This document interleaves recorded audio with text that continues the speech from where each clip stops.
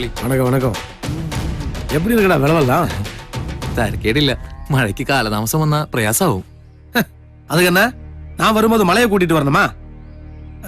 மாரனூர் சந்தையில இந்த வாட்டி நல்ல கச்சவடம்னு கேள்விப்பட்டேன். நிறைய பணம் கை வந்து சேர்ந்துருக்குல்ல? അയ്യോ ഇല്ലേ, ചരക്കെല്ലാം വരുന്നത് തമിഴ്നാട്ടിൽ നിന്നാ. അതുകൊണ്ട് നമുക്ക് വില കിട്ടുന്നില്ല മുതലാളി. അതുകൊണ്ട് புரிஞ்சுது புரிஞ்சுது. நீங்க என்ன சொல்ல வர போறேன்னு எனக்கு நல்லா புரியும். ஆனா பாட்ட பணம் கூட்டுறதுக்கு கூடிதான் நான் வந்திருக்கேன். மல்லார்குடியில கரவேலமா இருக்கு. இந்த இடத்தை விட்டு கொடுத்தா பொன் பணம் தரான்னு சொல்லிருக்க. அவங்களுக்கும் கிருஷியா இருக்கிறதுக்கு தான்.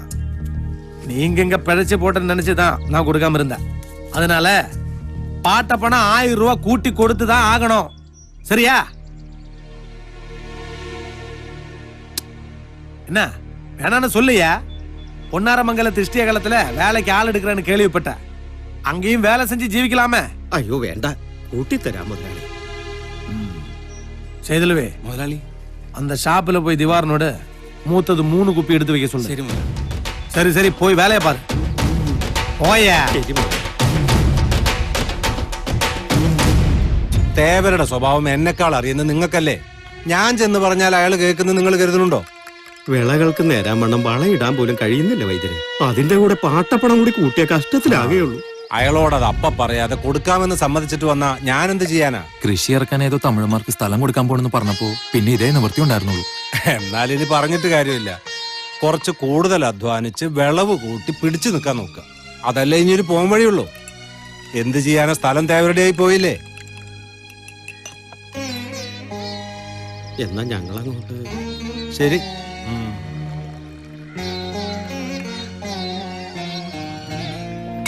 நாட்டுக்காருக்கு வேலை கிடைக்கிறதோ கிடைக்காததோ எனக்கு தெரியாது. அதெல்லாம் எனக்கு தேவையில்லாத விஷயம். கிடைச்சா அவங்களுக்கு நல்லது, இல்லன்னா அவர் தலைவிதி. நம்ம விஷயத்துக்கு வாங்க. சொல்லு, ரைட்டு சொல்லு. മാസം 25,000 രൂപ അങ്ങോട്ട് തരാം. உன் பேர் என்ன சொன்ன? നാണപ്പൻ, ലാൽകുടി നാണപ്പൻ. நானப்பா, என் பேரு தேவர், பொன்னைய தேவர். இந்த விஷயத்துல உனக்கு எவ்வளவு லாபம் கிடைக்கும்னு எனக்கு நல்லா தெரியும். ஆனா அது எனக்கு விஷயமே கிடையாது.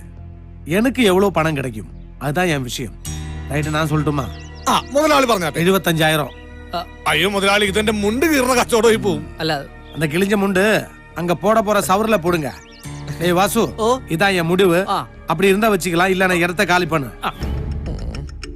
എടാ വാസുട്ടാ, ഒന്നൂർ താത്തി പിടിക്കാൻ പറയടാ.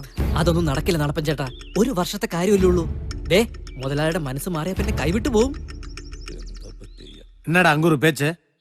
ഒന്നുമില്ല മുതലാളി, നാണപ്പൻ ചേട്ടൻ സമ്മതിച്ചു. ആ എന്നാ പിന്നെ എഗ്രിമെന്റ് വായിക്കാം.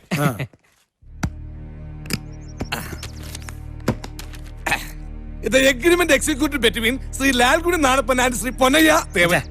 இந்த இங்கிலீஷ் ஒண்ணு எனக்கு புரியாது. மலையாளத்துல சொல்லு.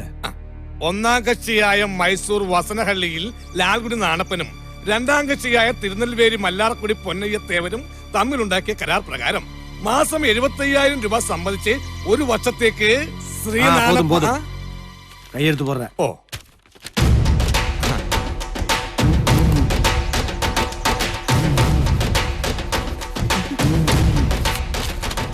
അപ്പൊ നാളെ മുതൽ ലാൽകുടി നാണപ്പൻ ചേട്ടന്റെ ലോറികൾ ശിവരാമപുരത്തേക്ക് എത്തുകയായി.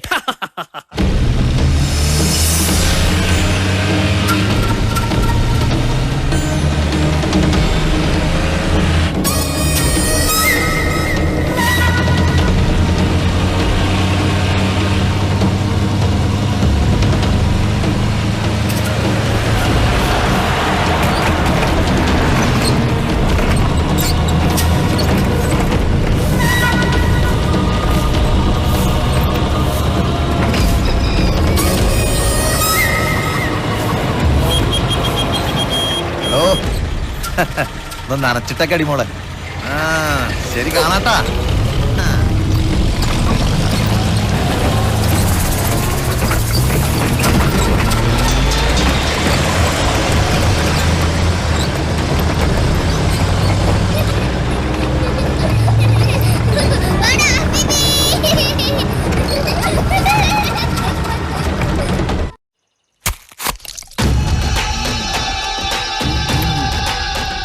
അങ്ങനെ മുതലാളിയുടെ കാരുണ്യം കൊണ്ട് ഈ ശിവരാമപുരത്ത് ഒരു ഫാക്ടറി വരാൻ പോകുന്നു. എല്ലാം നാട്ടുകാരുടെ തലവരതാ. നാട്ടുകാർക്ക് ഇപ്പൊ എന്താ ഒരു മതിപ്പ്.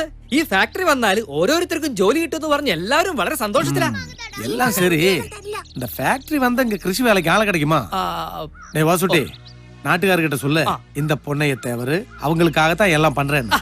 അതൊക്കെ എപ്പോഴേ പറഞ്ഞു കഴിഞ്ഞു. பொடி. டேய் வாசு, ആ, இந்த பையன் யாருன்னு தெரியுமா? ഇത് ചിന്താമണി അമ്മാളുടെ മകൾ സീതയുടെ കൊച്ച്. ஆமா, சீதாவோட பையன்.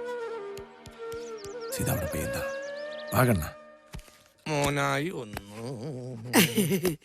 ഇങ്ങനെ നക്കിപ്പറക്കി നിൽക്കാതെ കെട്ട് കെട്ടായിട്ട് എടുത്ത് വീശന്റെ നാണപ്പേട്ട.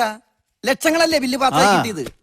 ഒറ്റയടിക്ക് 75,000 ആ പണ്ടാറക്കാലം തേവരുടെ അണ്ണാക്കിലേക്ക് ഇട്ട് കൊടുത്ത്. അതിന് താൻ അയാൾക്കിട്ടൊരു പണിയും കൊടുത്തല്ലോ. എന്ത് പണി? ആ തേവർക്ക് ഇംഗ്ലീഷ് ഒന്നും അറിയില്ല. ഒരു കൊല്ലത്തേക്ക് ചവറിടുവെന്ന് അയാളെ വായിച്ചു കേൾപ്പിച്ചത്. എഴുതി കയറ്റിയതോ 10 കൊല്ലത്തേക്ക്. എന്നാൽ എന്ത് ചെയ്തണം ചെയ്ത കോൺട്രാക്ടറെ?